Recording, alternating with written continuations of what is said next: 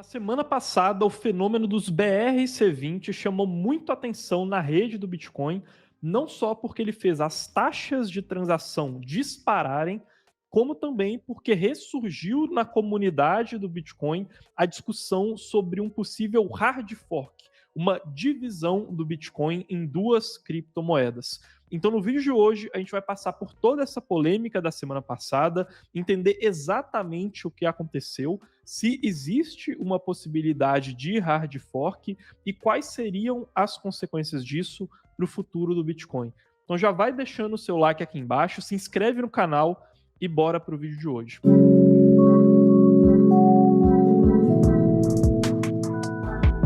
E antes de tudo, é interessante a gente ver como que os BRC20, na verdade, são uma aplicação de uma tecnologia que já vem se popularizando lá na rede do Bitcoin desde o começo do ano, que muita gente ficou conhecendo como os NFTs do Bitcoin, os inscriptions. O inscription é uma técnica de se inserir dados genéricos dentro dos blocos do Bitcoin, dentro de transações, só que por meio dessa possibilidade que se abriu, a gente também acaba tendo outras formas de usabilidade. E foi justamente aí que surgiram os BRC20. Os BRC20 são criptos criadas dentro da rede do Bitcoin, que não são o Bitcoin. E como que isso é feito, né? De uma maneira que, até na documentação aqui, o próprio autor descreveu como tendo sido um experimento divertido e que acabou saindo um pouco do controle. Essas criptos são criadas por meio de um contrato relativamente simples. Aqui é o contrato de lançamento da Ord, que foi a primeira cripto BRC20,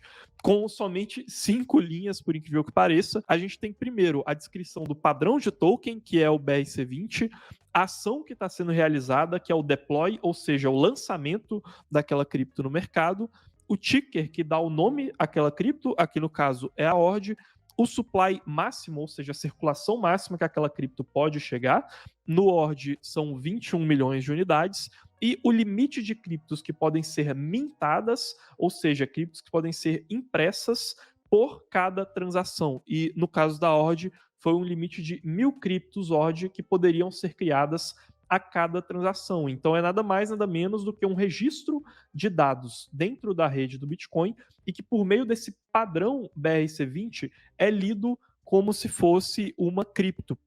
E que é uma cripto de funcionalidades bem mais limitadas do que aquelas criptos de redes de contratos inteligentes, como a Ethereum, por exemplo. Os tokens BRC20 acabam tendo só duas funções que a gente pode ver nesse diagrama aqui. A função de mint, que é a criação do token, depois que ele já foi lançado no mercado, e a função de transferência desse token entre carteiras. Mas o que aconteceu para a gente ter chegado no nível de agora, com várias criptos BRC20, com uma alta capitalização de mercado, e principalmente o que aconteceu para poder resultar naquele volume tão grande de transações igual o que a gente viu na semana passada na rede do Bitcoin? São principalmente 3 motivos, tá? O primeiro deles é que, como vocês podem ver até no próprio contrato de lançamento das BRC20, existe um certo incentivo para a criação rápida daquelas criptos até que elas atinjam o limite máximo para quem registrou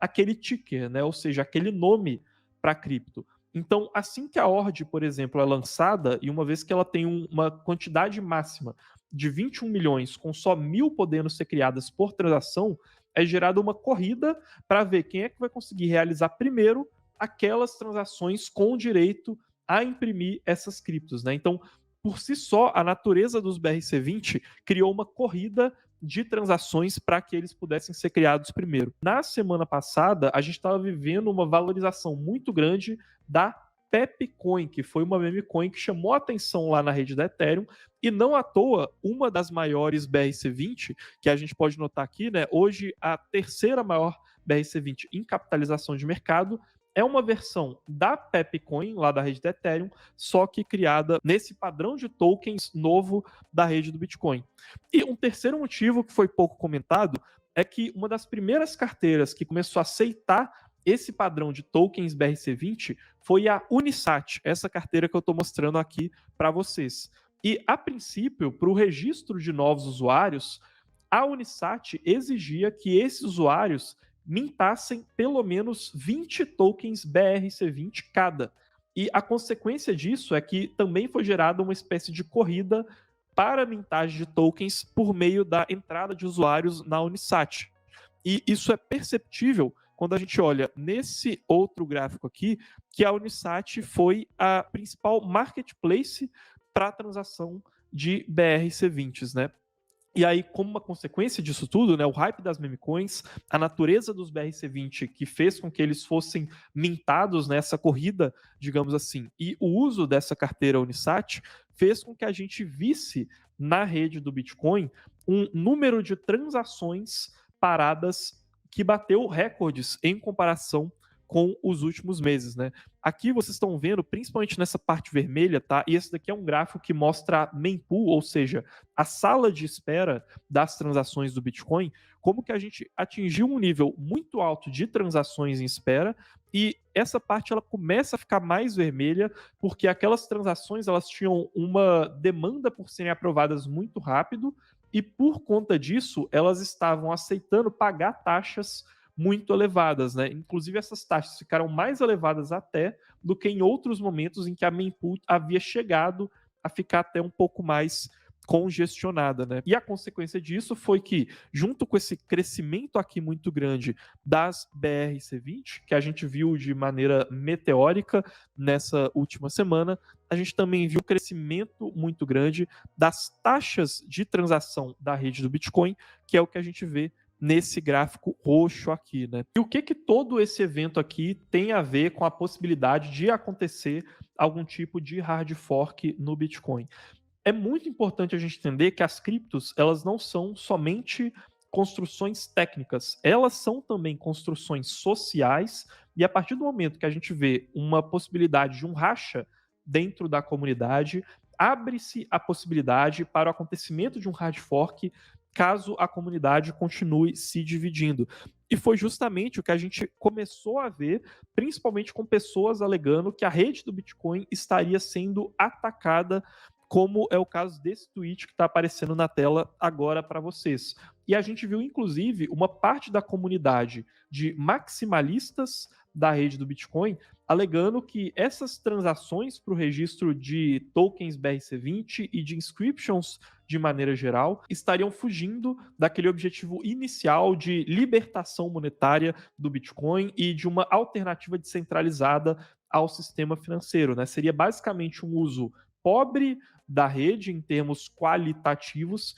e que estaria atrapalhando, por conta dessa elevação das taxas, os usos mais importantes da rede do Bitcoin. E esse cenário todo lembra muito o cenário de criação do Bitcoin Cash. O Bitcoin Cash, para quem não sabe, é uma cripto que surgiu lá em 2017, justamente porque durante aquele momento existiu uma divisão na comunidade da rede do Bitcoin. Naquele período que foi de 2015 a 2017, que depois foi até chamado de Block Size Wars, né? Ou seja, as guerras pelo tamanho de bloco do Bitcoin, uma parte da comunidade defendia que a rede do Bitcoin tinha que ter blocos maiores para as taxas de transação ficarem mais baixas, afinal caberiam mais transações por bloco do Bitcoin, enquanto que outra parte defendia que o Bitcoin permanecesse da maneira como ele havia sido desenvolvido e que a escalabilidade da rede do Bitcoin deveria acontecer por meio de segundas camadas. Então,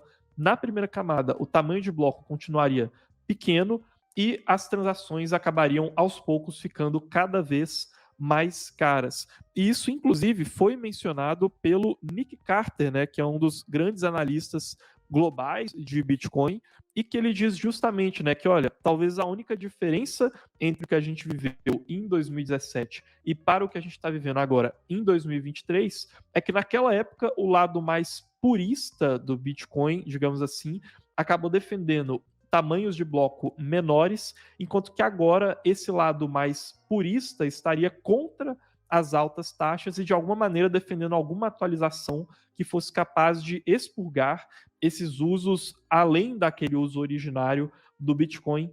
de dentro da rede.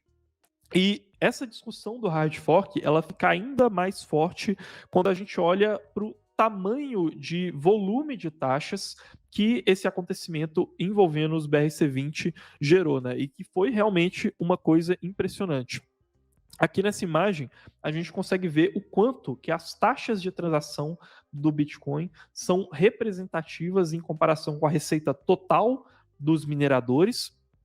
E a gente consegue perceber que esse número ele atingiu quase os 80%, uma coisa que não se via praticamente desde 2018.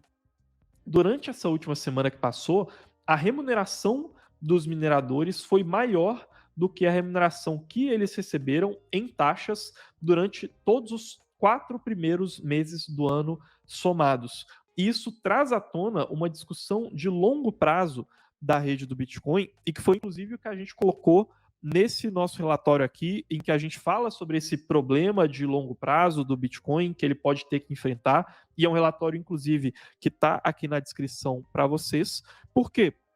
ao longo da maior parte do tempo, as taxas da rede do Bitcoin giram em torno de 3% da receita que os mineradores recebem, enquanto que o restante da receita, né, os outros 97%, vem dos novos bitcoins que são impressos. E a consequência disso é que, a longo prazo, o Bitcoin precisa encontrar formas de remunerar os mineradores, aumentando essas taxas de transação, para que o Bitcoin continue com o tamanho de mercado e com a relevância que ele tem hoje. E talvez esse uso de inscriptions e usos que vão além daquele uso mais purista do Bitcoin fossem uma forma de alcançar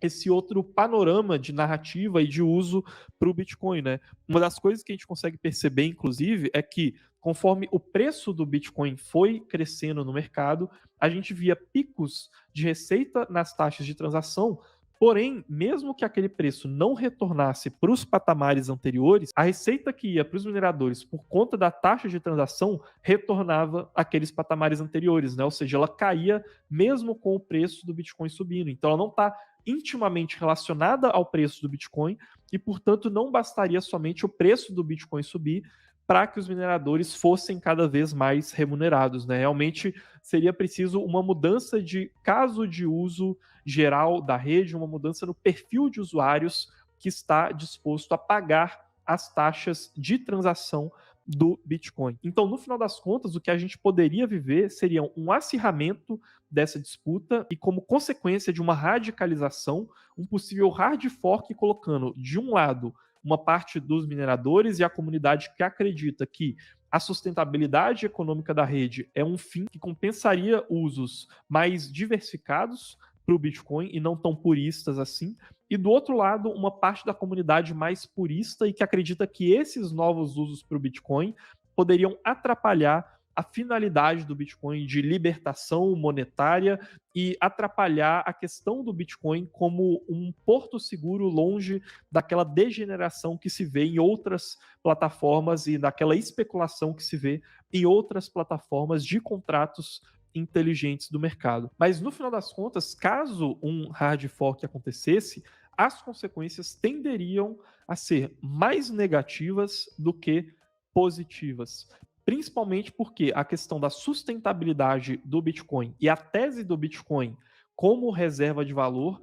acabariam andando para lados opostos da rede. Aquele lado mais purista provavelmente continuaria sustentando que o Bitcoin é um possível ouro digital, uma possível alternativa até mesmo ao dólar, enquanto que o outro lado da rede, para o qual os fins acabam importando mais do que os meios, se importa mais com a sustentabilidade, mas poderia perder aquela tese do ativo como reserva de valor e acabaria tendo que concorrer com grandes plataformas de contratos inteligentes e que são melhores do que o Bitcoin em cumprir essas funções mais complexas, como a criação de NFTs e finanças descentralizadas e outros tipos de uso. Mas é claro que isso tudo ainda é muito especulativo e faz muito sentido a gente continuar acompanhando quais que vão ser essas novas tecnologias sendo criadas dentro da rede do Bitcoin, para ver se ele vai ou não ser capaz de mudar esse perfil do usuário, para que no longo prazo o Bitcoin consiga atingir a sua sustentabilidade econômica.